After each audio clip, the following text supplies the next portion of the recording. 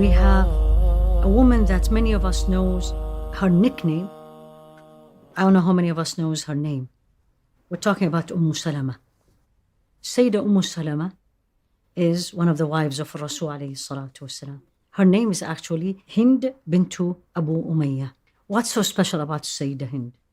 Why she is, in addition, of course, to being the mother of the believers, but what made her, and specifically her, a builder? Let's go through her characters first, and then we come to more than one story about her uniqueness. Number one, she was very beautiful. She is noble by birth, come from a very noble family. One of her characters is very intelligent. What does that mean? She was one, or probably the second woman, narrated the sayings or the hadith of Rasul alayhi salatu wasalam, and companions, major companions. It's narrated that Sayyidina Abdullah ibn Abbas used to go and take her opinion.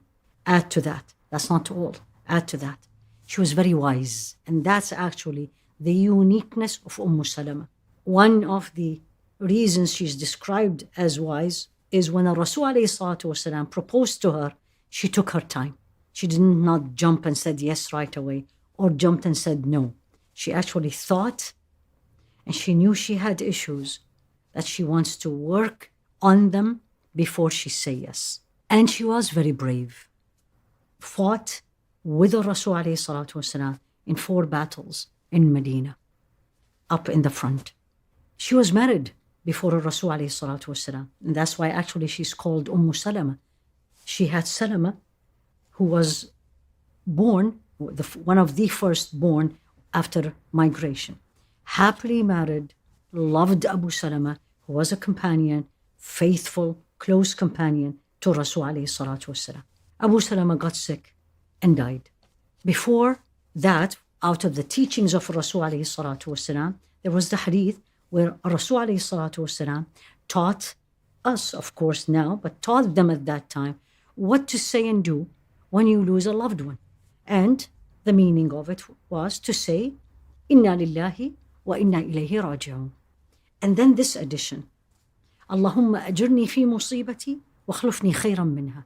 Ya Allah, reward me for the calamity I'm going through. Losing a loved one is a huge calamity.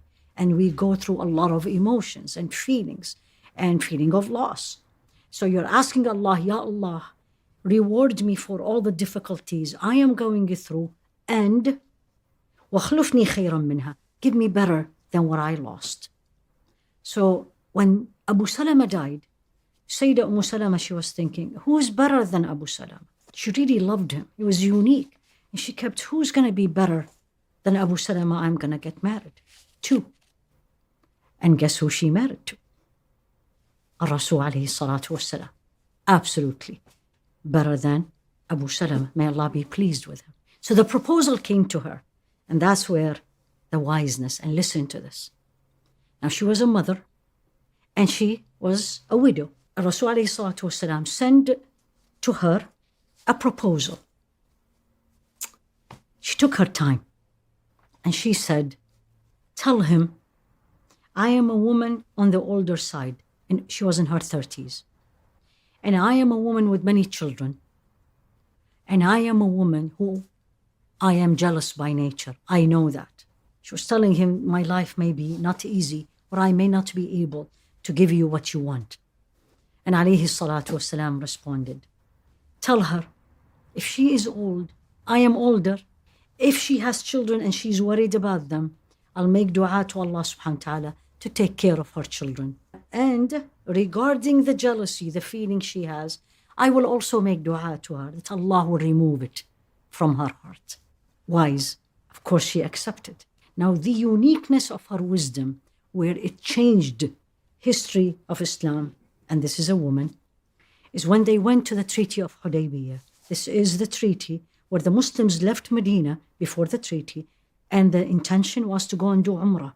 And then the treaty came in, the Quraysh came in. One of the points in that treaty was that the Muslims this year don't do the Umrah. You go back. and then next year will come and do the Umrah. They were all in Ihram. Now, if you look at the Treaty of Hudaybiyyah and the points in it, externally, as a human being, we will say this is not fair. Because many of it was for the non-believers. To the point Sayyidina Umar came to Rasul alayhi salatu wasalam, says, Ya Rasulullah, why we are accepting this? Aren't we on the right path? But Allah plans differently, and Rasul alayhi salatu wasalam knew Allah had a better plan. So Rasul alayhi salatu wasalam signed it. Now they are in Ihram, they have to get out of their Ihram. So meaning, they have to take it off and shave their heads. And Rasul alayhi salatu wasalam looked at the companion. You need to feel this. Looked at the companions, and these people used to, when he does his wudu, they put their hands under him to collect the water out of love and obedience. And he said, take off your ihram and shave your heads. No one moved. Said it second time. No one moved. Said it third time. No one moved. Rasul alayhi salatu wasalam, you can imagine, turned, went to the tent. And who was in the tent? Salamah. And he said to her, this is what happened. The wise woman, the advice in the right time. وَمَن يُؤْتَ الْحِكْمَةَ فَقَدْ أُوتِيَ خَيْرًا كَثِيرًا.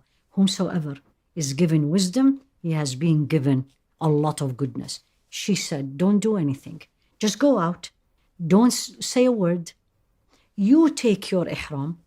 You shave your head and see what they will do. They will all follow you.